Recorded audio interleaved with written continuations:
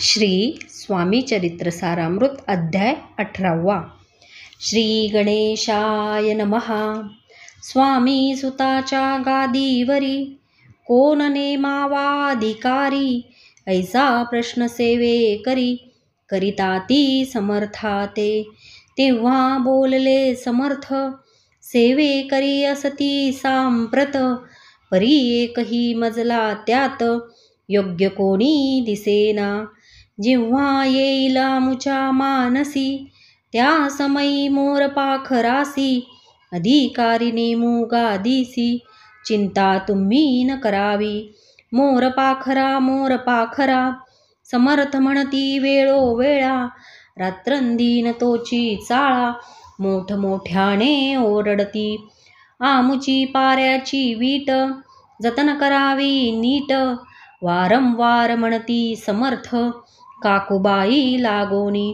लपवूनी ठेविले विटेसी, ती दिली पाहिजे आम्हासी. याचा अर्थ कवनासी स्पष्ट काही कळेना. असो स्वामी सुताचा भ्राता, कोकणात राहात होता. स्वामी सूत मृत्यू पावता, वर्तमान कळले त्या. तो केवळ ज्ञान, दादा तयाचे अभिनाम. त्याचे शरीर्य समाधान, कृश होत चालला. काकूबाईने तयासी, आणविले आपणा पासी. एके दिवशी समर्थांसी, दादा प्रती दाखविले. समर्थ बोलले बाईसी, 4 वेळा जेऊ घालयासी. आरोग्य होईल बाळासी, चिंता मानसी करू नको. त्याप्रमाणे बाई करिता, दादासी झाली आरोग्यता. समर्थांची कृपा होता, रोग कोठे राहील. केजगाव मोगलाईत, तेथे नानासाहेब भक्त. त्यांनी बांधिला श्रींचा मठ, द्रव्य बहुत खर्चिले. श्रींची आज्ञा घेऊनी सत्य, पादुका स्थापाव्या मठात. या कारणे अक्कलकोटी येत, दर्शन घेत समर्थांचे. ते म्हणती काकूबाईसी, पादुका स्थापन करायासी. तुम्ही पाठवा दादासी, समागमे आमुच्या. बाई म्हणे तो अज्ञान, तशात शरीरी असमाधान. त्याची काळजी घेईल कोण, सत्य सांगा मजलागी.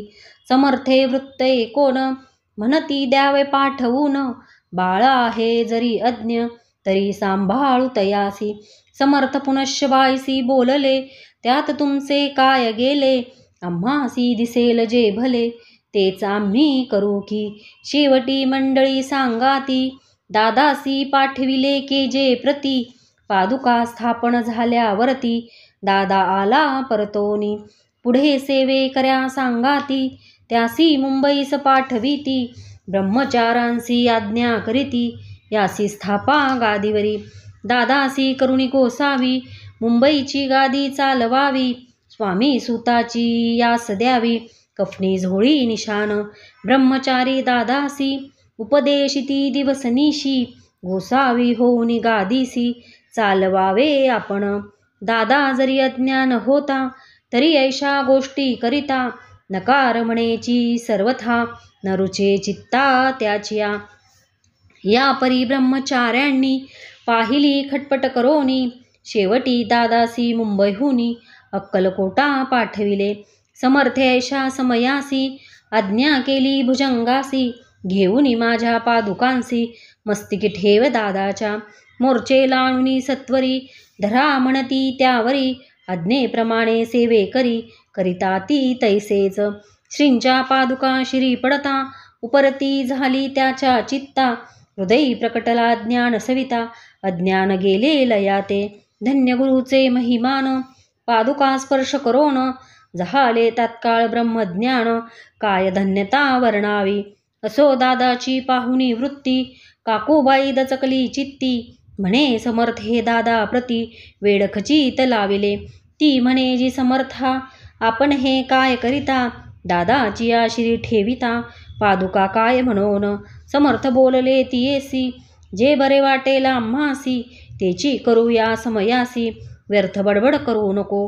काकूबाई बोले वचन, एकासी गोसावी बनवून.